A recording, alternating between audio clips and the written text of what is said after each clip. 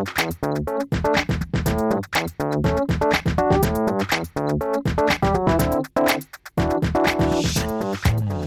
let's get to it. We are all here and very excited for tonight is our wonderful presentation with our fantastic presenter. Melissa Welz is here tonight to share all kinds of great AI things with you. She has been involved in the arts since she was 7 years old. Singing and playing piano at a young age, she knew that she'd want her life and career in the arts.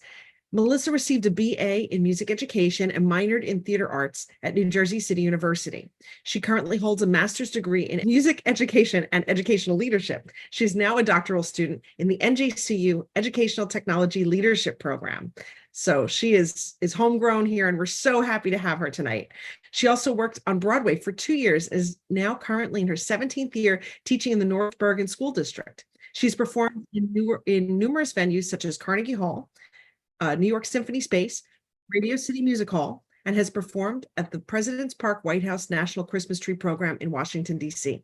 She also lectures at NJECC, NJMEA, and various other conferences as well. Without further ado, I am very excited to turn it over to our presenter this evening, Melissa Welz. All right. Hi, guys. How are you? I see a lot of familiar faces in the audience and some new ones. So again, thank you.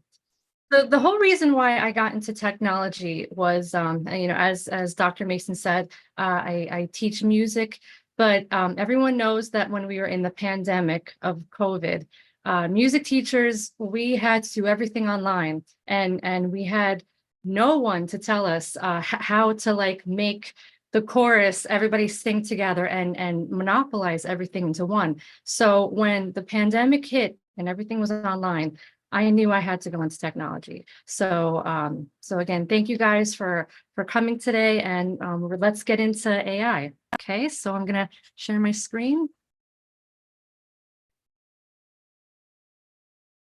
Right. Okay, so here is my avatar that I made from Dawn AI. I can't show it to you on a website because this is actually an app. So you can actually download Dawn AI onto your Android phone, onto your iPhone. And what's great about it is I knew about this a couple months ago. You just go onto Dawn AI, you download it. You have to take about 15 selfies, and in about 9 minutes, it gives you about 20 selfies. So it is a paying app, but as you guys know, all educators here, you know about Canva. So right over here, like right where my hair is, you see a big watermark that's going to say Dawn AI. Use the magic eraser and just erase it, and then you'll have some free things for you. Okay. All right. So we're going to dig right into it. So what is AI, artificial intelligence? So artificial intelligence refers to the simulation of human intelligence processes by machines. So this includes learning, reasoning, and self-correction. Okay, so imagine that you have like a really smart robot friend, and you guys are going to see that I'm obsessed with dinosaurs and robots. So I always say everything with robots and dinosaurs. So this robot can do lots of things that humans can do, like learn new things, solve problems.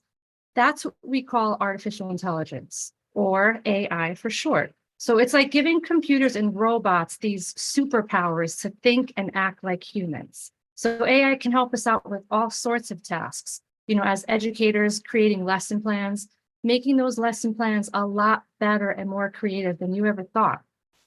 Drives cars like Tesla, and even helping doctors diagnose illnesses. So how does AI work? So, all right, imagine AI is a big toolbox with different tools, okay? So these tools are algorithms, which are step-by-step instructions for solving problems. So when we want AI to do something, like recognize faces in a photo or translate languages, we pick the right tool from that toolbox. Now, how these tools work depends on what we want them to do. So some AI algorithms learn from lots of examples, like studying a ton of pictures to figure out how to recognize a cat. And this is called machine learning. So others follow rules that we give them, like if-then statements to make decisions. And some even improve themselves over time, getting better at their tasks as they gather more data from their mistakes. So guys, in a nutshell, AI works by using algorithms, which again is a set of instructions to process data and make decisions, just like how we solve problems using rules and information.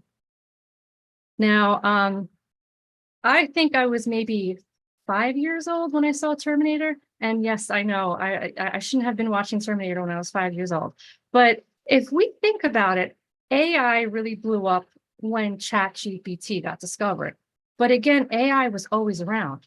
So I wanted to just put these two pictures in. If you guys remember in Terminator, Arnold Schwarzenegger is a robot, and his mission, he's programmed to find a Sarah Connor. So he like rips right into the phone booth and he goes in the phone book. And if you see his finger, he's going down and saying, okay, I have a couple of Sarah Connors. And the horrible part, you know that he had to go to all these houses. But then when he sees the right Sarah Connor in the nightclub, you saw the detection that that face was correct. So again, this robot was programmed to detect that face. So that's one example of AI. Now, tell me in the chat box, who has seen this movie Short Circuit? It's such a great movie. Again, I told you guys that I'm into robots, but let me show you how AI works with the processing of data. So this is such a cool clip. So guys, that's my definition of what AI is. It's literally, it's the machine to robot, and as much input you're putting into it, that's how you're going to get the information. You know, so we know that this robot, Johnny 5, is going to tell us what the life of an aardvark is because he read it. It was input. Now, again, have you used AI before? We've got weak AI, we have strong AI. So if we look at our cell phones, we have Siri and Alexa. It could detect us and say, hey, call Dr. Mason. And it's good with voice commands. Okay, the Netflix, YouTube recommendations, it's what you watch, the algorithms, what's suggested, what you give the thumbs up and thumbs down. You guys even notice in YouTube when you press a like video on the right side, you're going to see more videos like that. On the right side, we have strong AI, like the self-driving cars, the robots. Yes, that's the strong AI. So again, guys, AI has been around. All right, so all of you guys are here as educators on why is AI beneficial to educators and students. Okay, so I listed the top 5. AI helps you with time saving, personalized learning, which I'm seeing that I'm doing this every day, personalized learning and accommodating students. You have the data-driven insights, and again, you guys create engaging lessons, but AI can help you better create lessons even more to be beneficial. Okay, so the first thing I'm going to talk about, again, since this blew up back then, ChatGPT. Okay, everyone knows about ChatGPT. You can see up here, there's 14 different types of topics that you can put in. It helps you with passage questions, quizzes, vocabulary building. Okay, so let me just give you a little quick history about ChatGPT. So throughout all these slides, you're going to see a word called Anthropic. Okay, so ChatGPT was created by Anthropic, which was founded in 2021. Okay, and if you remember Johnny 5 when he was you know, doing the encyclopedia, getting all the information, ChatGPT is also powered by a large language model called Claire. Claire is trained by Anthropic for helpful, harmless, and honest information. So if you guys remember, in November 2022, ChatGPT launched in private beta, and it quickly went viral. And within 1 week, over 1 million people joined that waitlist, and I was one of them. So in 2022, ChatGPT became available, and now this has just soared. Okay, now what I always teach everyone is all of these websites that I show you today, people go on ChatGPT and they might write a sentence and say, hey, give me a lesson on fractions. It's going to give you a lesson on fractions, But the more you speak to ChatGPT as a prompt, the more it's going to help you. Okay. So for instance, give ChatGPT a role. You're always going to say, I am a teacher. I'm a fourth grade teacher. I'm a science teacher.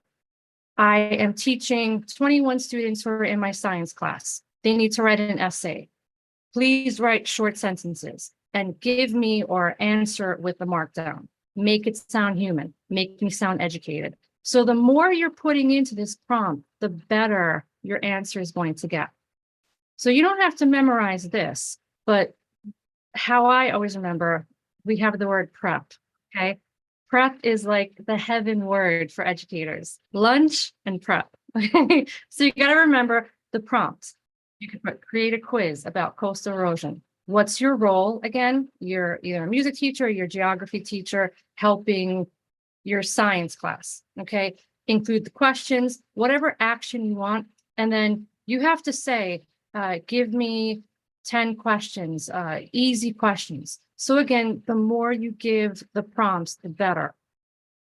All right. So for instance, this is great right here. Okay. So you're a sixth grade math teacher who needs to remediate students with additional support.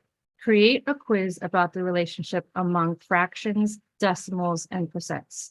Create 10 word problems with answers. Write the problems with a reading age of 11 years old. So that's how we would put this in. Okay. So let's actually go to ChatGPT. All right. So I'm gonna try to make the perfect prompt again. Okay, I'm a little frazzled here, but let's see. So I'm not gonna say I'm a music teacher. I'm gonna say I am a sixth grade science teacher who has 25 students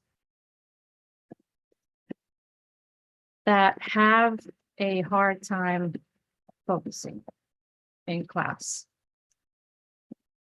Write for me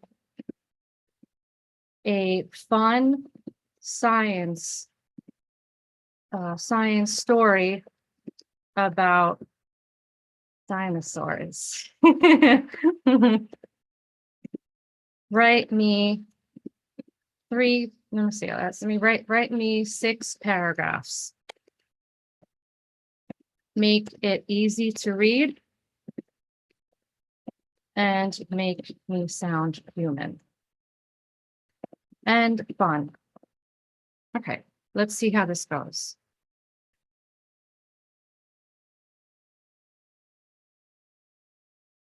So I don't know about you guys, but I'm really interested in this.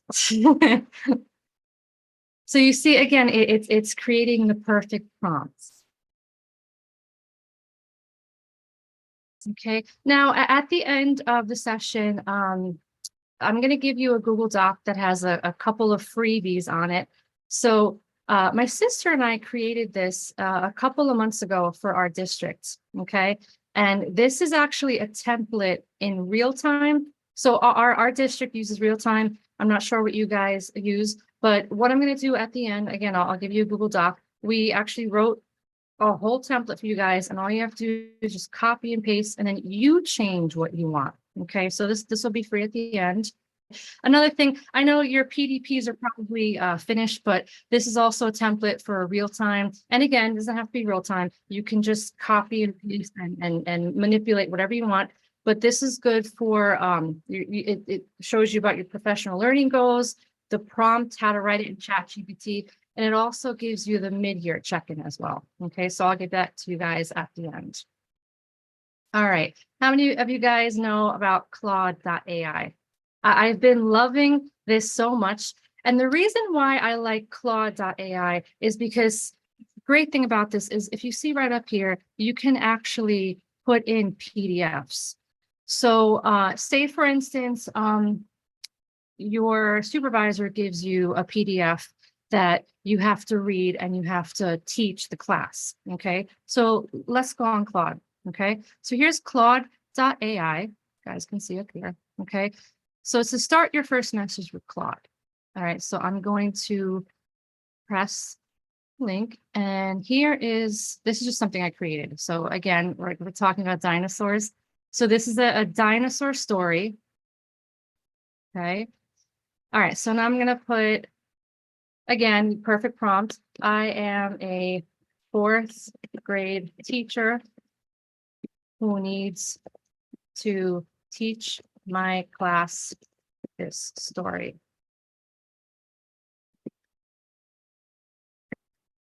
Write for me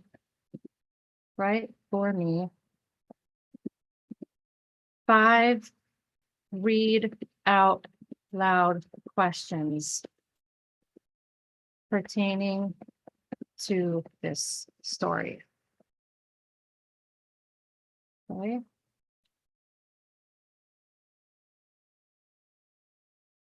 All right. So the story, as you guys can see, is called Earthshaker. And these, again, it just read the entire PDF and it gave me 5 questions that I could talk to with my class. There's a lot of other things you could do with Claude, but again, guys, we're only here for an hour, so I'm gonna give you these tools, and you bookmark them and everything, and you could try them out for yourself. But I really love AI because, again, you could put in PDFs. Okay, all right. So back then in September, I remember a lot of people were talking about Google Bard. Okay, so when I was on it, I kept seeing that it kept changing to different names. So now it's called Gemini. Okay. So we're going to go to Gemini, and this is actually my business name, so you don't see my name. But what I love about Gemini, and again, you can do anything you want on these websites, but what I like is that Gemini helps me create rubrics. Okay.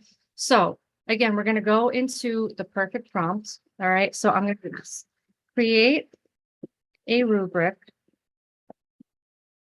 for a 10th grade Spanish class. Spanish, yeah, let me see, right. Create a rubric for a 10th grade Spanish project. Spanish level 1, where students, like, sometimes you really have to think about your prompts to have the perfect prompts, where students have to create a Google slideshow that showcases, showcases a Hispanic country or famous person. This rubric will have 4 levels. So this rubric will have 4 levels and 5 categories. All right, I think I put everything right. Okay, let's see what it gives me.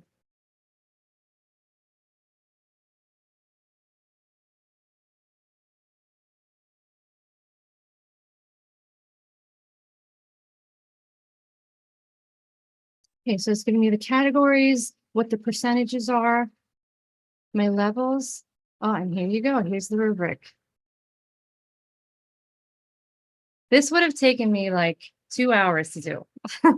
Of course, you're going to go back and you're going to modify whatever it is that you want.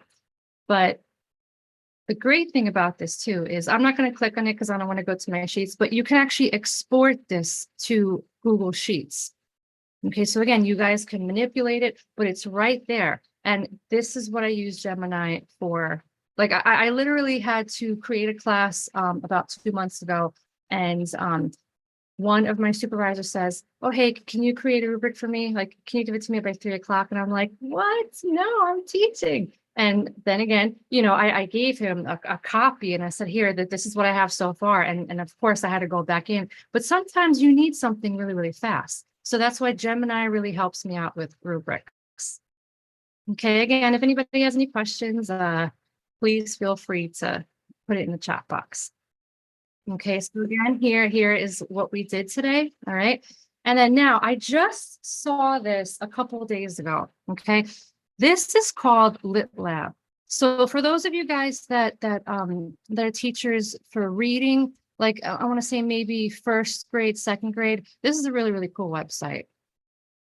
Okay, so we're gonna go to Lit Lab. All right. Now, this is a paid website that you have to go on. Like I'm already signed in, and if you notice, everything's locked. But what we can do, okay, so the great thing about this, again, it's AI. We're going to go up to where it says create, okay? Now you have two options. You can create an illustrated story, or you could just create a regular book. And you guys know I'm very, very visual, so we're going to click on the create an illustrated decodable story, okay? Now, the great thing about this is, you know that Etsy and Amazon, you know, anyone that makes customized gifts, that is what blows up. So the same thing can happen into your classroom. You know, if there's a student that's really, really bored and, you know, you want to fascinate them with their own story that they can create, AI is going to do that. Okay, so the first thing, it says scroll or type to find a skill. Okay, so it has a drop-down menu of anything that you need to teach that student. But I'm going to just press long vowel. Okay, I actually had problems with that when I was a kid, so I'm going to choose that. Okay, so that's the first thing. Now, they don't give you a lot of options for a character, but there's some cute things. Okay, so for instance, choose a character. You have the seahorse, a bee, a seal. Let me go to a bee. Okay, then you could choose the character's name. I'm going to name it Noah. Noah's like my favorite name. So Noah the bee. Can we put it in the meadow? Can we put it in the backyard?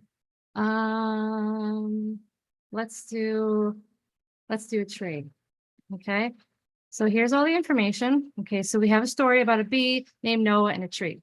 It's going to help out with long vowel teams. So let's go.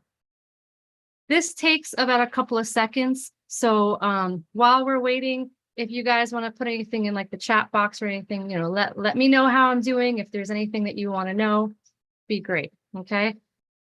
Actually, Melissa, we do have a couple of questions. Is that okay if I just read some? Yeah, sure. Okay. So Katie Snyder has a really good question. I believe this is when you were talking about Claude. She said, I love that you can insert a PDF. Does the PDF have to be a narrative, or can it include a math worksheet and ask for similar questions? No, it can, any PDF you want. The only thing about Claude is if you have like 60 pages, it's going to say it's not enough. I want to say, I think the most that I put in for a PDF was 10 pages. So you have to just watch the count for that. Okay. All right. So here is the story. Okay. So again, you've got some cool, you have different pictures. And again, they're doing this out of AI. So you're not going to have like one main bee that's like the main figure. But I think it's pretty cool that you can decode this as a great customized story. Noah flew to a tree and began to paint a picture. He used his tiny feet to hold the brush. It was not a plain task. So another thing that's great about this is that, say, for instance, again, you have a student that's struggling with long vowels. So they create this. You can have your student put on headphones, you know, while maybe you're teaching something else to the class. And what's great about this is if I put my cursor on these words, for instance, let me see, he used his tiny feet to hold the brush. Now this is easy. Let me see. Noah painted a beautiful scene. It's easy. Okay, what if this kid does not know what a train is? So let's click on the word train. You're going to see that if you click here, the sound. A train is like a long, moving toy snake with many sections. It runs on tracks and helps people and things travel from one place to another. What I like about this is, again, you're teaching that student how to read, how to sound out those words. But what I like about it is that it gives down to earth definitions that a student can really look at. You know what I mean? Sometimes I see, like in books, there's a difficult definition, and a student will ask you a million times, I don't get it. We all know that. So that's what I like about this website. It really speaks on that level, on that grade level for the student. So again, guys, okay. So I wanted to get to Claude AI and Night Cafe, but I'm gonna just skip this just because I know that we're probably running out of time. All right. So my next, I love this so much. All right. So we have ChatGPT 4 and DALL-E 3 created in one. So this is called Copilot, guys. All right. So Copilot. Number one, you can't sign into this with a Google account. You have to have a Microsoft Word, Microsoft email. So you guys know that ChatGPT 4 and DALL-E 3, you have to pay for it. So if you have this website, and again, it's free, you just have to have a Microsoft account. This is so amazing. It's really, I think it's like the best that I've seen so far. All right, so let's get into this. Okay, you go into Copilot, you sign in. There's a bunch of things that you can invent recipes here. It gives you travel itinerary. But again, we're educators, so let's see. I'm going to put in a prompt. I am a science teacher. I think you guys know where I'm going to go with this. Who teaches 9th graders. Create for me a lesson plan on the malformation of frogs. I'm doing this because I remember when I was in 9th grade, I thought the best lesson was frogs. I didn't like cutting them open, but I just thought that was really, really cool. All right, make 5 pictures for me as well. These are for advanced students. I think my prompt could have been a little bit better, but let's see. And with Copilot, it does take some time. Sometimes the pictures, you got to wait a while until they load because it's going from like different apps. So what's great about Copilot too is if you guys know on ChatGPT, if you ask something like this, you're not going to get pictures, but also it'll create a lesson plan for you, but it doesn't give you links to other websites. So, okay, here it's giving you the objective, the materials, procedures. This goes a little bit slow. So wherever this is grabbing the information, it'll give you links, like learn more from usgs.gov. I remember I typed in something about dinosaurs and it says for more information, go to the Museum of Natural History. And as soon as I clicked on that, it gave me lesson plans for dinosaurs. So that's what I like about Copilot. Like it gives credit to the information that it pulled it from. Okay, giving you questions, evaluations, and let's see if this actually comes up with the pictures. Sometimes it goes slow, but fingers crossed, let's see.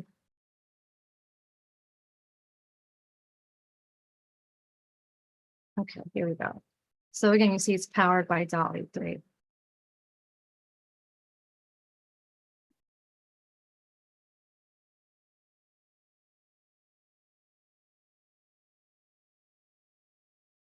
Right. Look how cool these look. This is amazing. Like I'm fascinated by this. So imagine what my students would think about it.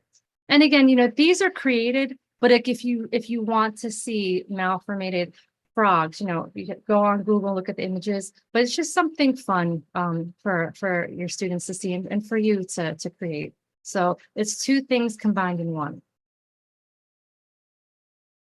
For Copilot as well, if you type in Copilot for educators, you're also going to see, this screen here. So it can create for you educational handouts, context builder, writing prompts. So you have a lot that it's utilized for. And so the only negative thing is sometimes it's very, very slow. But what I like again is you have 2 websites that you have to pay for and it's free on here. So that's the beauty of it. All right. blackbox.ai. Okay, this is actually one of my favorites too. All right, so again, you guys know that I teach music. So we're going to go to blackbox.ai. Okay, so you're going to sign in with your Google email, and say, for instance, you're learning something on YouTube. It could be like an hour lecture. Okay, so here, let's actually go there. Okay, so I'm going to go on YouTube. All right, and I'm going to type in Leonard Bernstein lecture series. Okay, let's see what pops up. I don't know if you guys saw his movie on Netflix, but there's a lot of things that I didn't know about Leonard Bernstein in that movie. But I'm still such a huge fan of him. I wish they would have talked more about his music, but he was a great teacher. All right, so this is Young People's Concerts, The Planets. Okay, so is this just a concert? What is he talking about? But you know what? Actually, let me go to, okay, this is more of a lecture. So the unanswered question from 1973. All right, so let me click on it. All right, so Leonard Bernstein at Harvard. So I'm going to click on the link, copy it, and I'm going to go back to Black Box. Okay, now Black Box, as what you guys can see, if you're computer programmers, like if you're learning how to create a website or you're making an app or a website, this is the app for you. Like you can ask Python questions, Java. They have Elon Musk. They also have Steve Jobs, which they just actually put him in like 2 weeks ago. But here, I'm going to click on YouTube. Okay, so click on YouTube here. All right. So now what you're going to do where it says ask any question, you're going to paste in the link that you received from YouTube. And let's see what happens. All right. So from that hour and what was it? I think it was an hour and 50 minutes long interview and lecture. So it's not giving you a transcript, but it's giving you a summary of what he's speaking about. So if I didn't have time to look at that video, to watch it, I could just click this and say, okay, so Leonard Bernstein, he years at Harvard, he's particularly under David Prohl. The speaker proposed the idea of universal musical grammar. So I'm reading and I'm like, okay, wait a minute. Should I teach this to my students? Is there something that would be beneficial to my lesson plan on Leonard Bernstein? So this summarizes everything that you would have to sit and watch for that hour and 50 minutes. I think this is great. I feel with Black Box, they're just coming up with a lot of great stuff. So definitely bookmark this, as you're going to see that they're going to just keep putting new things on here. One of my favorites. All right, so at the end again, I'm going to give you guys 3 free books. Okay, Teacher's Prompt Chat Guide to ChatGPT. So again, this is all about prompts. Okay, so you're going to have a free version of this book, 60+ must-try ChatGPT prompts for teachers. And then also we have 80 ways to use ChatGPT in the classroom. Okay, I hope you guys can benefit from some of the things that I taught you today. There's so much more that I could show you, but again, we're limited to 1 hour. So if you guys have any questions or if you need help with something, please email me at mwells@njcu.edu.